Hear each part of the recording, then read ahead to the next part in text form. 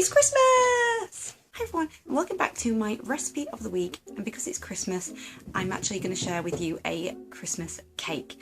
And normally I do one quite well in advance and feed it with a lot of brandy. And if you've been watching any of my kitchen DIY videos, you'll probably guess that I don't have the time. I've just not had the time. So I'm going to share with you a boil and simmer cake. My dog is just being a rascal right now behind the sofa. And although this recipe is for one regular Christmas cake, I've actually divided them into 4. So I've got 4 Christmas cakes in here and another 4 in here. And all I did was just buy some mini cake tins from Home Bargains, and there were 2 for £2, and I think they'll still be in stock because I think they're there all year round. And I love this recipe because there's less washing up. So here you go, and I'll see you in a bit. So firstly, you're going to need a large pan because this is your mixing bowl, and add 175 grams of diced butter. Then add 200 grams of dark muscovado sugar. Don't forget, everything will be in a blog post link below. It's my brand spanking new www.tastefullyvikkie.com. Then 70 ml of orange juice and 45 ml of lemon juice. I didn't have any fresh fruit, so I just thought I'd adapt it for you all if you're in the same boat as me. Then 200 grams of candied peel, which is the whole pot. And 550 grams of your main ingredient, which is dried mixed fruit. And Christmas wouldn't be Christmas without brandy. And you'll need 100 ml of that too.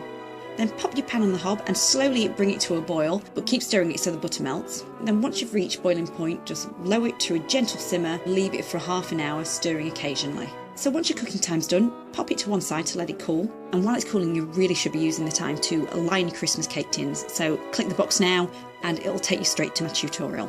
Oh, and preheat your oven on gas mod too. So we've let it cool a little bit. We're going to need 3 large eggs and just lightly beat it and pour it straight into the mixture.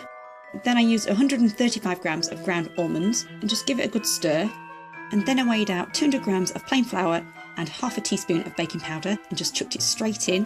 And then for the spices, you need 1 teaspoon of ground mixed spice, a teaspoon of ground cinnamon and a 1/4 teaspoon of ground allspice. This is what Christmas is all about for me, the warm, cosy spices. They're so delicious. And then slowly stir that until you've got absolutely no trace of flour.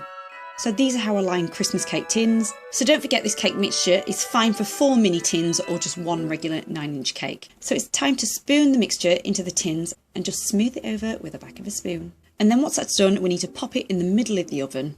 And if you're confused now by these funny paper lids, just watch my tutorial, it'll explain everything. I've never ever burnt a Christmas cake, and this is a foolproof way to do it.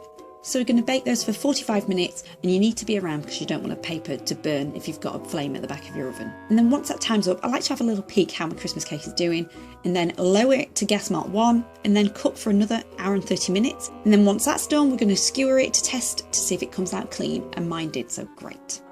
If it doesn't, just keep popping it in for another 5-10 minutes until it's all done. It should be firm on top too.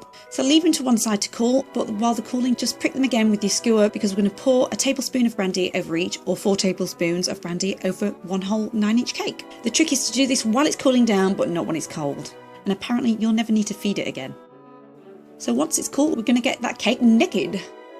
And it's firm at the bottom, which is what I like to see. And then I like to double wrap it in baking paper and double wrap it again in tin foil. And it should keep for 3 months. And then pop it in an airtight container, but because we're in December already, I'm just using this for now. So I hope you like that recipe, and in the next 2 weeks, I'll be showing you how to present it beautifully. So you'll need some cake boards, some ribbon, some icing and marzipan, and some cellophane wrapping. But I've ordered a lot here because I've got a lot of things to wrap up. I think I've got about 100 metres. You won't need as much as me. So don't forget to give it a thumbs up and subscribe, and hopefully I'll see you next Friday. Thanks for watching. Bye. Ah, it's lighting up. Is this what you're wanting? Here. Come. That was very, very hard to film with a dog pestering me. And finish.